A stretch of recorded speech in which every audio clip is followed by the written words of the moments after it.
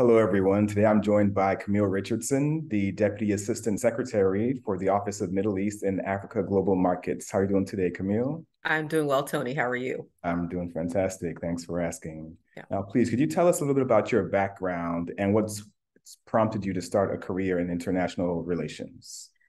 Thanks for the question, Tony. I began an interest in international relations at a very early age. My mother sent me to a bilingual preschool when I was 2 years old. So I had a very early exposure to other languages and other cultures. I went to elementary school with children from other countries and other backgrounds.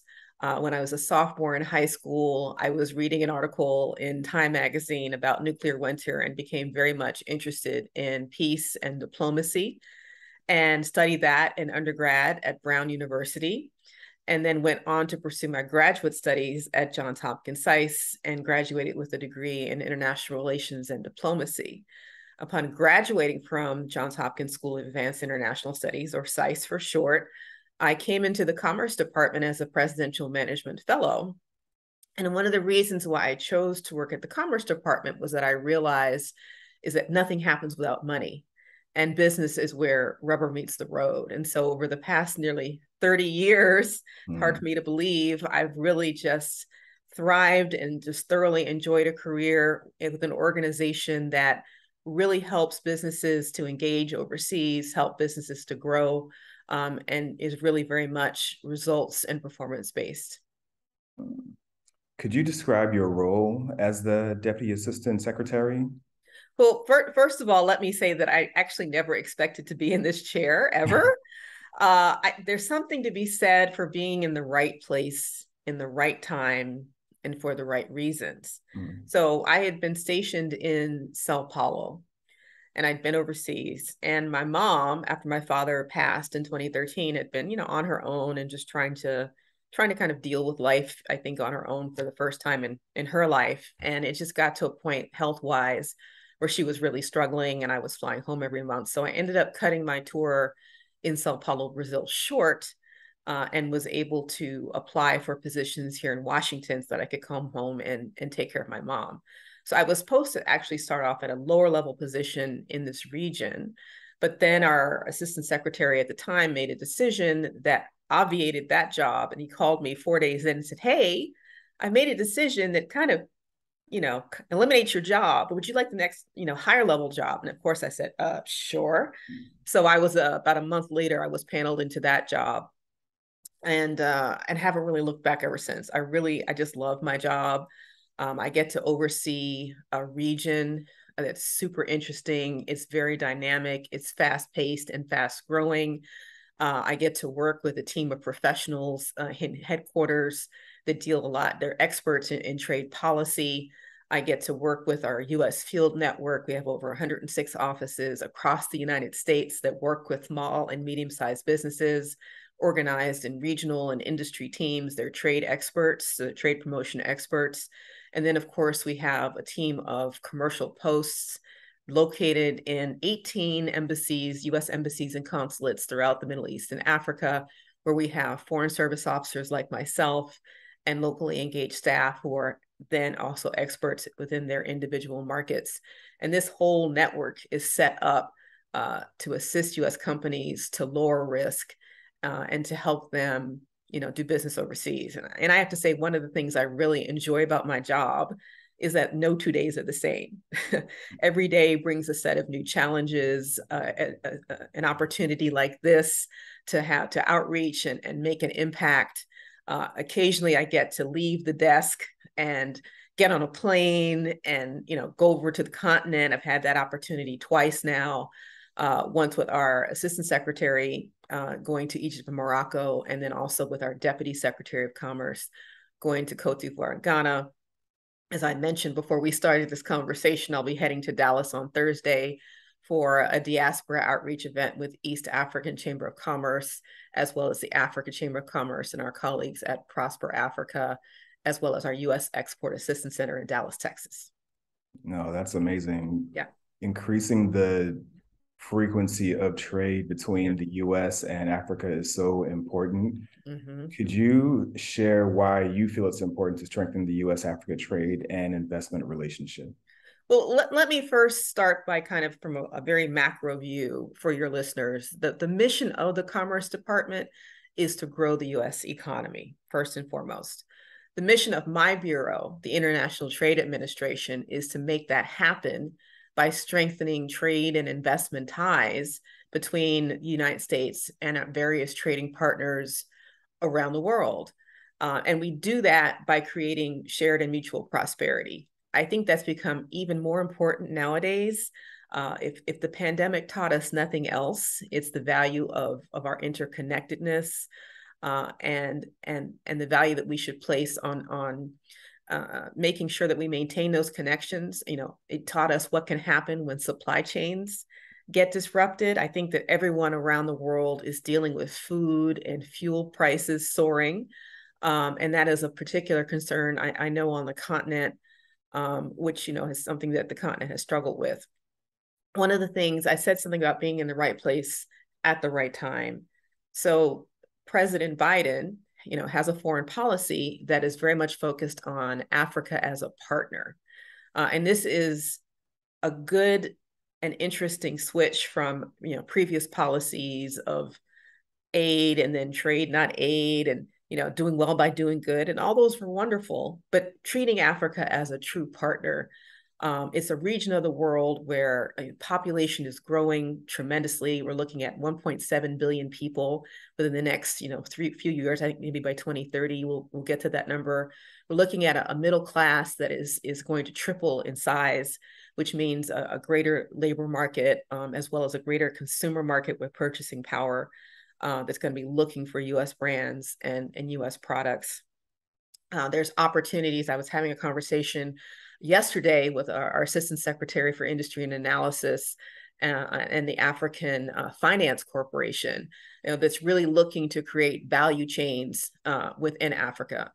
You're seeing the African Continental Free Trade Agreement, or Free Trade Area, sorry, the AFCFTA, coming online, which is going to stimulate more trade within the continent, more self-sustainability when it comes to food security through fertilizer production, energy security, as we support Africa in its clean transition, its affordable transition to clean energy. I think that, you know, Africa has woken up and realized we have tremendous resources. Why are we exporting them to places, you know, around the world where then they're converted into finished goods? Why not create our own value chain? So I think that there are tremendous opportunities to partner with Africa.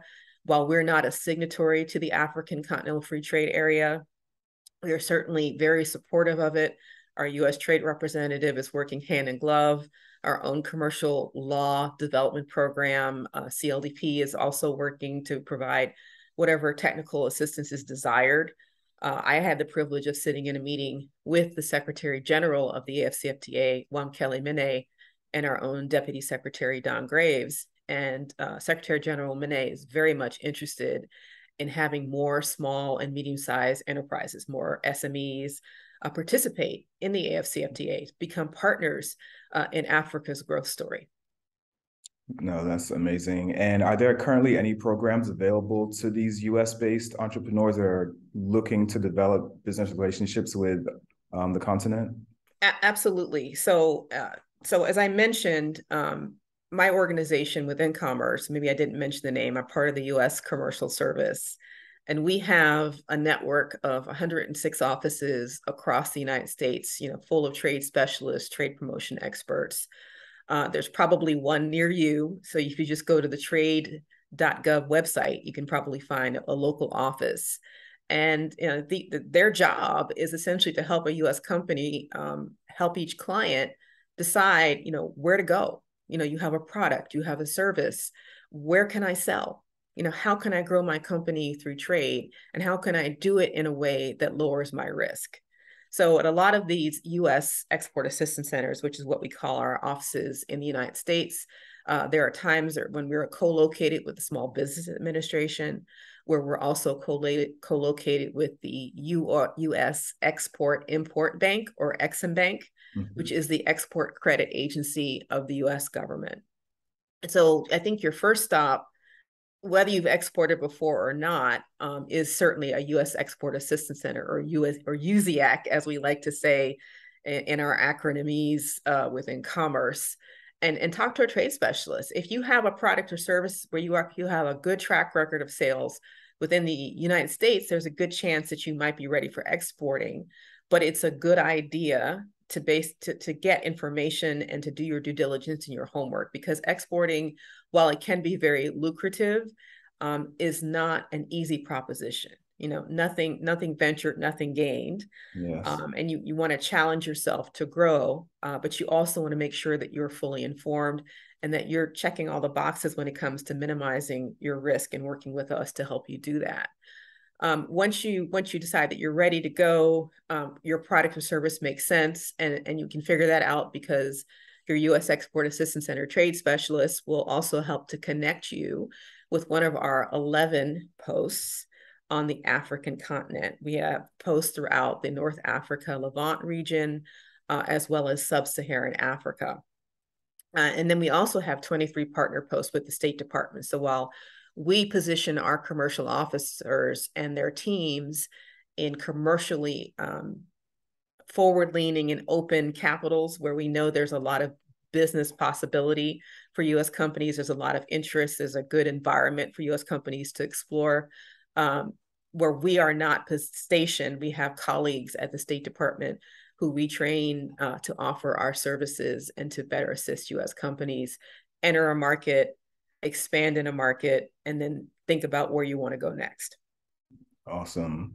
And what particular sectors are investors and businesses currently interested in, from your experience that you can tell? So from our perspective, we prioritize sectors that we know are going to be important in terms of the very broad trade and investment relationship, right? So if you look at the President's Global Infrastructure Initiative, things like transportation infrastructure is extremely important on the continent. Looking at things like energy, the affordable transition to clean energy to help to reduce or abate climate change. Certainly the pandemic has shown us that health is extraordinarily important. And so something new called vaccine diplomacy emerged under the pandemic. But there's obviously healthcare is a huge industry, whether you're talking about pharmaceuticals or you're talking about services or you're talking about medical equipment. Very, very important and huge sector. Agribusiness, food security is incredibly important. And so while commerce deals with the machinery, the U.S. Department of Agriculture has its own foreign service where they deal with more of the softer inputs and some of the products that come out of the agricultural process. I would say digital, another lesson from the pandemic, digital, e-commerce, blockchain, everything related to doing business online. That's just the way the world works now. So very much on the policy side of digital, as well as on the promotion side of digital, tremendous opportunities and a way to get into the game for entrepreneurs or for some of the smaller and medium-sized companies. Of course, there are going to be services that are going to be desirable. And just because I'm sort of outlining these sort of big bucket sectors, big money sectors, it doesn't mean that there isn't room for, say, something in the personal care industry. And I'll give you a story. We launched under the pandemic, we launched something called the Women Empowered Leave Legacies Through Trade and Investment, which is a mouthful. So we shortened it to WELTI. And the whole point of it was a women's empowerment program, because we realized that women were among those hardest hit by the pandemic. Why? Because we're caregivers, right? We have to balance home and work and children and family and husbands and whoever. So we created this because we wanted women to also be able to recover faster by either, upping their game and getting into the trade game or upping their game in trade. And so we started off by featuring a series of coffee chats where we had women in the Middle East and Africa essentially tell their stories, how they overcame a business challenge through a trade or investment or an educational cultural linkage with the United States. So the very first person we featured was a woman in Kenya who kind of had a sort of an Avon lady type business. She was importing beauty products from the United States. And then she grew that into a line of pharmacies, Linton's pharmacies in Kenya. And so upon hearing this story, a woman, a businesswoman in Miami raised her hand and said, "Hey, can I send you my products? I've got some cosmetics I think that it would do really well in the market." And I think within the year, she was actually exporting to this lady she met virtually through our Wealthy Coffee Chat series. So it doesn't really matter about the size of your business. We tend to find that the bigger companies come to us overseas, but there's lots of room for growth and opportunity for small and medium-sized companies.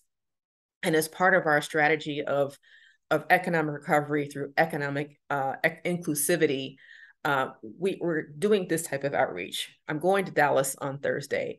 We also have a really great opportunity that's coming up called the USAfrica Business Forum, or USABF.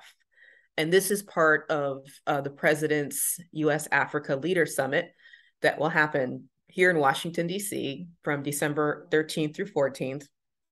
And the USABF is at the heart of that Leader Summit. We're planning to live stream the event because it's going to be kind of tight on space. We want to make sure that the agenda is as impactful as possible. Our colleagues at Prosper Africa are hosting listening sessions across the country to sort of get, feel for what business is interested in, or maybe what kind of keeps them from engaging more with the African continent in a trade and investment relationship. And I think even more importantly, beyond the USABF, as part of our own Africa commercial engagement strategy, what I also call our ACEs, we're going to see an increasing amount of outreach and engagement on our part and at a very high level, because we really want to get the message across to our companies, to companies on the other side of the pond, to African governments, that we are committed to this level of engagement and to building our trade and investment partnership moving forward. Awesome. Sounds like there's a lot of resources available for entrepreneurs who are interested in engaging with other business owners on the continent. There's a lot of information available as well. Where can entrepreneurs go to find like one resource that links to all the different country specific sectors or contacts? So I'll give you two sites. The first site I'll give you is our own, and that's our trade.gov website. And you can poke around and you'll see a lot of things. You'll see the domestic offices that I mentioned. You'll see our commercial posts overseas. You'll also be able to access our own country commercial guides that we produce every year, what we call our CCGs. They're free. If anybody tries to sell that to you, you're wasting your money. It's available. It's free and online. Our competitors know that they download them and give them to their people because they're so good. We're information brokers. We also update that information with market intelligence reports. So we're constantly putting out information about the opportunities in a given market so that you're up to speed. There's also going to be opportunities, aside from some of the trade missions that we're planning for 2023 and beyond. A lot of times we will bring in delegations of buyers to local shows here in the United States. And so you don't necessarily have to go so far to meet someone who might be interested in your product. And so all that will be laid out under the different trade events that we're supporting in Africa as well as in the United States on trade.gov. The second website I'll mention is called prosper.gov. And I've referenced Prosper Africa a couple of times. It's a program that is meant to coordinate all of the trade resources of the 17 different government agencies that are involved in trade. And the philosophy behind Prosper is that there's no wrong door. So you can go to a one-stop shop website and you can see what we have to offer, what Exim Bank has to offer, what the Development Finance Corporation has to offer, what the U.S. Development Foundation has to offer, probably a whole bunch of different agencies that you've never heard of. Check out prosper.gov, start doing your homework, check out what AID has to offer. They have a lot of contracts available. State Department procures, we help you sell. There's so many trade resources out there. And of course, the US government does not have a marketing budget. But with your 400,000 clients, Tony, I'm hoping that we can reach a wide swath of folks who will start calling us and asking us questions and finding out how they can engage in building this new trade and investment partnership with the continent. Definitely. And fun fact, in a former life, I actually had an export business, so I can vouch for the accuracy of those commercial guides. Pull up whatever country you're interested in. It sorts everything by industry sector and lets you know who to contact in that country, and you can have a conversation with them or email. They let you know who the people who are importing, who are the wholesalers and distributors in those different countries. So yes, a wealth of information is available out there. So thank you and your team for putting all that information together. Oh, trust me, I've edited enough of them to know how useful they are. So, it's a labor of love, but the information is for you. And one thing I'll say is, we all pay taxes, right? And if you pay taxes, if you look at us like a global consulting firm, you're already our client. So you're essentially funding us and you're leaving money on the table if you don't take advantage of our services. So I'm going to put it in business terms. The information is there. It's not going to cost you anything. You've already, in a sense, paid for it. So by all means, make sure that you're taking advantage and that you're leveraging what we have to offer in terms of information. The other service that we can offer, we're very good at offering or helping you find appropriate and trusted contacts for your company. So one of our best selling services, because we do operate on a cost recovery basis, is something called a gold key service. And so once you've decided you want to come into a market and you're looking for a trade partner, we can actually do a one person, one company tailored trade mission for you to help you find that agent, that representative, that distributor who's going to be your partner and help you get your products or services into a market. So that's a really important service, as well as our international company profile. And what that essentially is a background check. You don't ever want to sign a contract to which you are legally bound without doing your due diligence and making sure that you are getting into a business relationship, with the right person. And so we will vet that company. We will talk to their buyers. We will talk to their suppliers. We will talk to their employees, and all for very little money comparatively to what you might pay. And we're not there to supplant any sort of private enterprise, but like I said, we're there as public servants to serve you and to help you accomplish your business goals. Amazing. Fantastic resource. And Camille, thank you so much for stopping by and sharing all this information with us. And hopefully we can have you on the show again sometime soon. Well, thank you, Tony, for the opportunity. We met, what was it, maybe almost a year ago, and we talked about ways to collaborate. So I'm really glad that we were able to make this happen today. And as we continue to do outreach and we continue to develop programming, on Africa, I would love the opportunity to come back and visit with your audience. And if you get a lot of questions, maybe we can come back and reprise some of those questions. Yeah, that sounds fantastic. Great. All right. Well, you have a great rest of the day. You too. Thanks again for coming by. All right. Thanks, Tony. Take care. Take care.